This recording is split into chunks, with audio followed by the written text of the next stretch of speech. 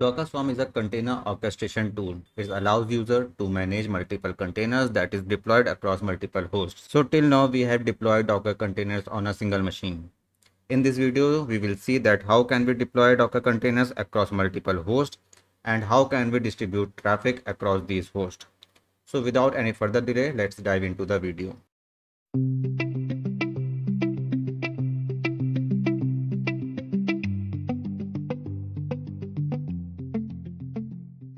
Docker Swarm is a container orchestration tool. It helps us to manage multiple Docker containers. Few ways in which Docker Swarm can be helpful to us are as follows. So first and the most important use case is the cluster management. So using Docker Swarm, we deploy multiple machines in a group, and the group of these machines is known as the cluster.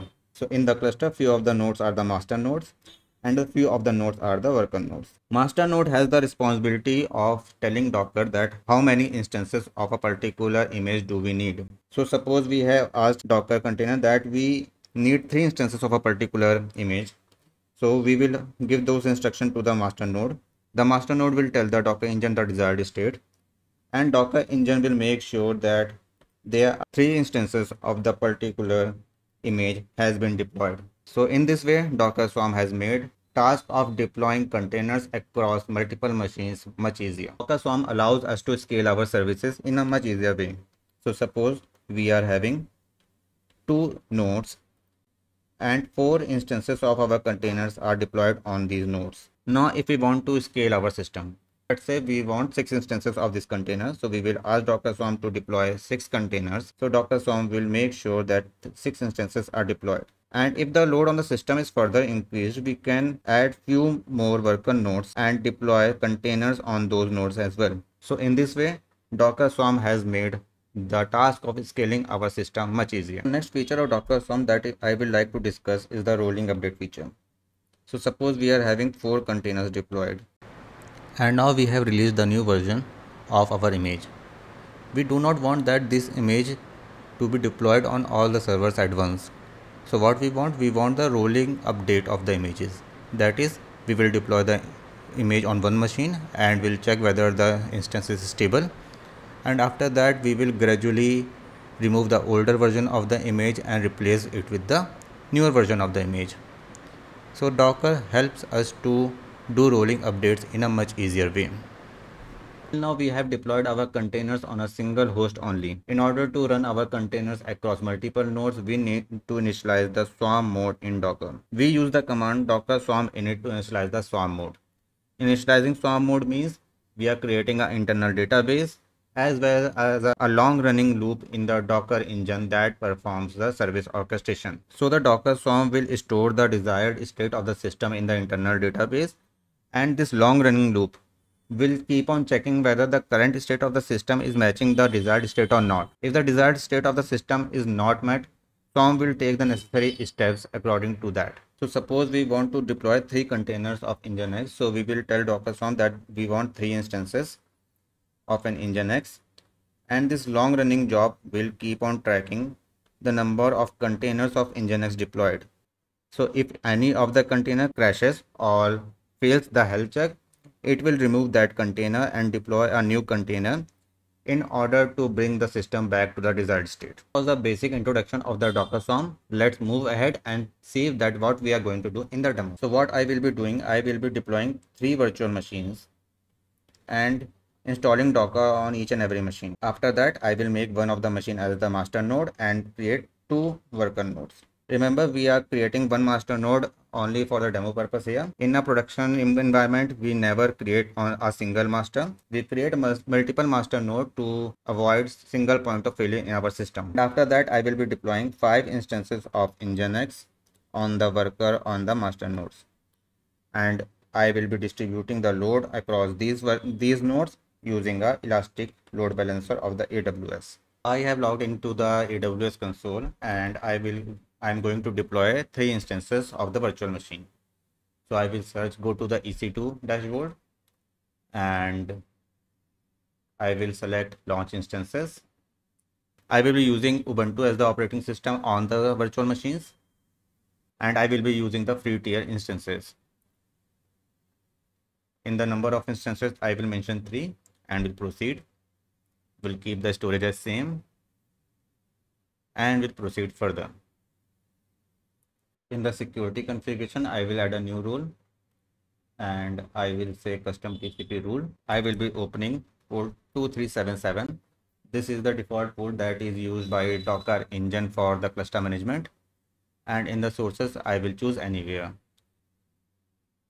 I will be using new key pair for the accessing our instances, and I will name them Docker Swarm. We'll go and download the key pair and we'll proceed to launch instances. And if we go back to our EC2 instance dashboard, we will see that these are the instances that are getting launched. I will go to a terminal and change the permission of our PEM file to 400. Now I will try to search on my machine. The name will be Ubuntu @IP of the instance. The IP of the instance will be copied from here, and after that -i and followed by the path of the PEM file. I will write yes, and here we have logged into the first machine. I will follow the same steps for the remaining two machines.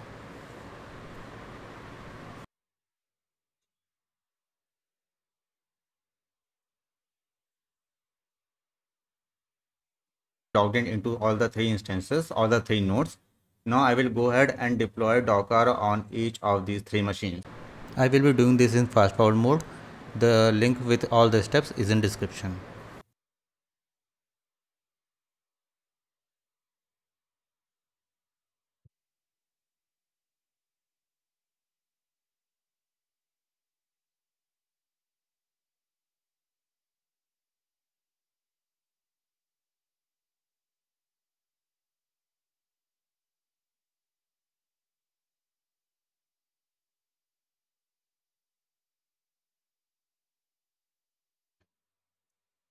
So till now we have successfully installed Docker on each and every of these machines.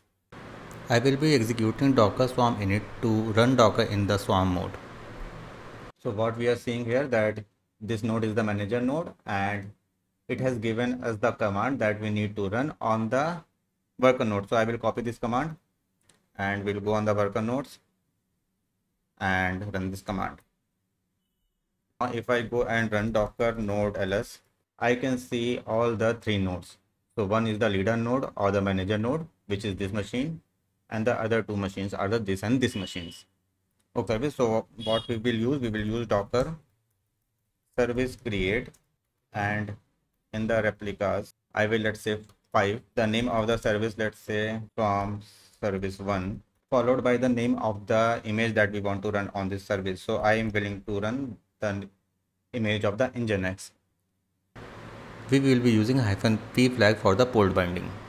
If I go ahead and run this, I can see that the Docker is going to do, it is going to deploy a service that will make sure that 5 replicas of Nginx are deployed. Okay, so now if I go ahead and run docker ps, I can see that there is one container of Nginx deployed on this machine, and if I go and run the same on different machines, then we will see that there are multiple instances, 2 instances of Nginx deployed on this machine and 2 instances of Nginx deployed on this machine. We can get the detail of our service using the docker service ps command. So docker service ps followed by the name of the service. So docker service ps, the name of the service, and it will show that there are 5 instances of our container running and on which node all these containers are running. Now suppose we want to scale the number of containers. What we will do, we will use docker service scale, name of the service that is swarm service _1, and the number of instances that we want to deploy, that is, let's say now 10.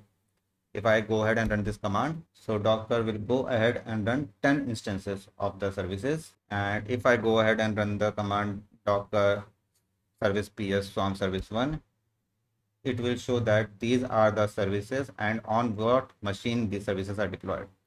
So the name of the service also contains the identifier of the count. So as we have deployed the 10 containers, so the name of the service contains 0.1 to the decimal of 0.10, in order to identify that there are 10 instances of the service. So if we give a curl request to localhost 8080, we are getting the response from the Nginx. I will go and deploy a load balancer. I will select HTTP load balancer. I will give it a name. I will specify the port binding and click on continue. I will also select the availability zones for the load balancer. Continue. I will create a new security group to open the port 80, and here I will name the targets, and the target port will be 8080. I will proceed, and here I will select the instances on which I will want to redirect the load. Now the load balancer is successfully created. I will copy the A-type record and will visit the URL, and I am getting the response from my cluster. So that's it for this video. We will explore Docker in more detail in the next video. To see you guys in the next video.